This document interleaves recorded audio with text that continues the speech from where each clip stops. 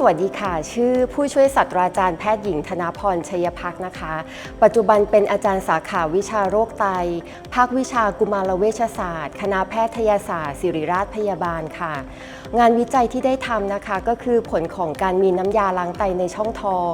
ต่อความแปรปรวนในการวัดองค์ประกอบของร่างกายด้วยเครื่องตรวจวิเคราะห์องค์ประกอบในร่างกายของผู้ป่วยเด็กโรคไตเรื้อรังนะคะที่ได้รับการรักษาด้วยการล้างไตในช่องท้องค่ะ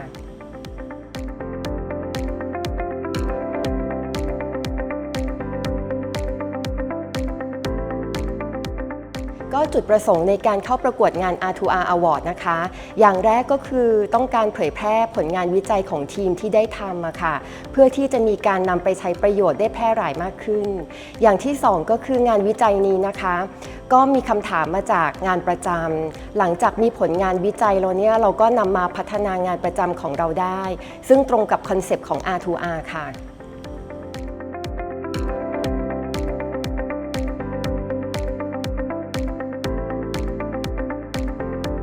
ก็ที่มาของโครงการวิจัยนี้นะคะก็คือ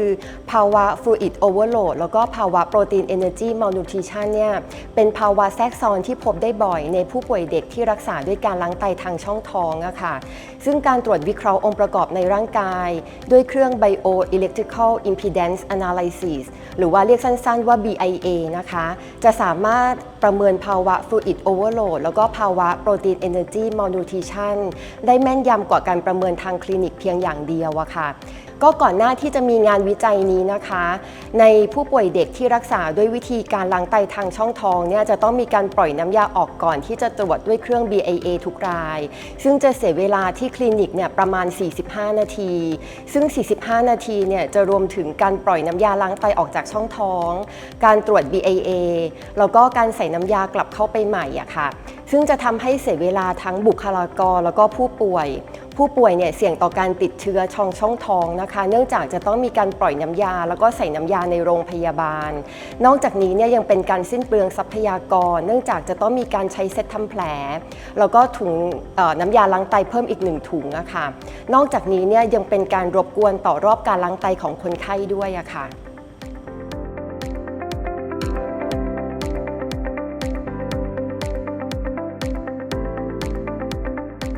ผลงานวิจัยนี้นะคะก็พบว่า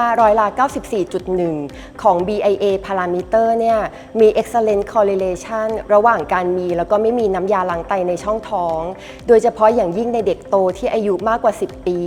ดังนั้นผลงานวิจัยนี้นะคะจึงแนะนำว่าเด็กโตที่อายุเกิน10ปีสามารถตรวจ BIA ได้โดยที่ไม่ต้องถ่ายน้ำยาออกจากช่องท้องก่อนนะคะซึ่งหลังจากที่งานวิจัยนี้นะคะได้รับการตีพิมพ์ในวารสารนานาชาติทางทีมเนี่ยก็ได้จัดทำ work instruction ที่สาขาวิชาโรคไตภาควิชากุมารเวชศาสตร์โดยที่เด็กโตอายุเกิน10ปีเนี่ยไม่จำเป็นที่จะต้องปล่อยน้ำยาล้างไตออกจากช่องท้องก่อนที่จะมีการตรวจ BIA ทำให้ลดเวลาการตรวจที่คลินิกของผู้ป่วยนะคะไม่สิ้นเปลืองทรัพยากรผู้ป่วยเนี่ยไม่เสี่ยงต่อการติดเชื้อในช่องท้องรวมถึงไม่ได้ขัดขวางหรือว่ารบกวนรอบการล้างไตของผู้ป่วยด้วยค่ะ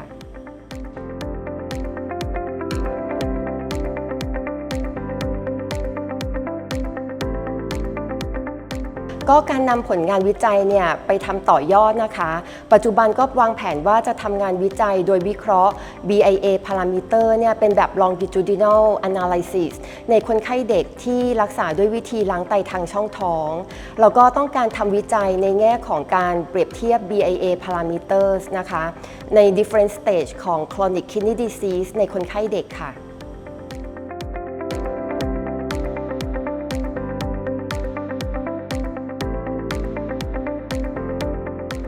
อุปสรรคในงานทำวิจัยนี้นะคะคิดว่าน่าจะเป็นช่วงเริ่มต้นเนื่องจากจะต้องใช้บุคลากรเนี่ยค่อนข้างหลายคน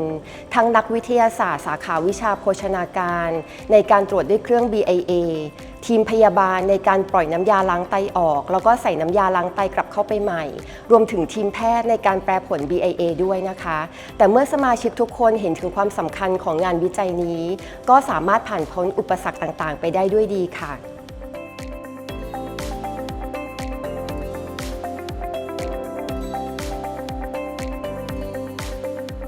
อุปสรรคหลังจากที่เรานำงานผลงานวิจัยนี้ไปใช้นะคะก็คือถ้าเป็นที่สาขาวิชาโรคไตภาควิชากุมารเวชศาสตร์เองเนี่ยไม่มีปัญหาใดๆแต่ว่าข้อจำกัดก็คือเครื่องมือ BIA แล้วก็ผู้ป่วยเด็กที่ล้างไตทางช่องท้องเนี่ยจะมีเฉพาะในโรงพยาบาลใหญ่ๆโดยเฉพาะอย่างยิ่งที่โรงเรียนแพทย์เท่านั้นดังนั้นคิดว่างานวิจัยนี้เนี่ยอาจจะยังไม่ได้แพร่หลายไปทุกๆโรงพยาบาลในประเทศไทยค่ะ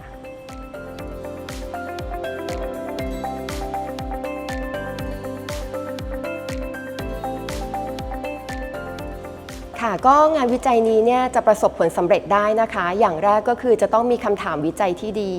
ซึ่งคำถามวิจัยเนี่ยก็ควรจะเริ่มจากงานประจำหรือว่าจากคนไข้ที่เราดูแลเพื่อที่จะนำผลงานวิจัยนี้เนี่ยกลับมาพัฒนางานของเราแล้วก็ดูแลคนไข้เราให้เกิดประโยชน์สูงสุดค่ะอย่างที่2ก็คือสมาชิกในทีมเนี่ยจะต้องเห็นความสำคัญของงานวิจัยนะคะเพื่อที่จะผ่านพ้นอุปสรรคต่างๆค่ะสุดท้ายก็จะต้องขอบคุณ R2R นะคะที่ให้ทุนวิจัยสำหรับงานวิจัยนี้ทำให้งานวิจัยเนี่ยประสบผลสำเร็จนะคะลุล่วงไปได้ด้วยดีค่ะขอบคุณค่ะ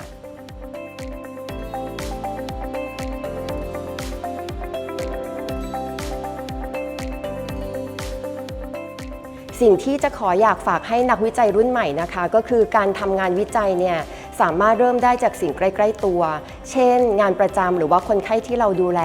เพื่อทำให้ผลลัพธ์ของงานวิจัยนั้นเนี่ยกลับมาพัฒนางานแล้วก็ดูแลคนไข้ของเราให้ดีที่สุดค่ะ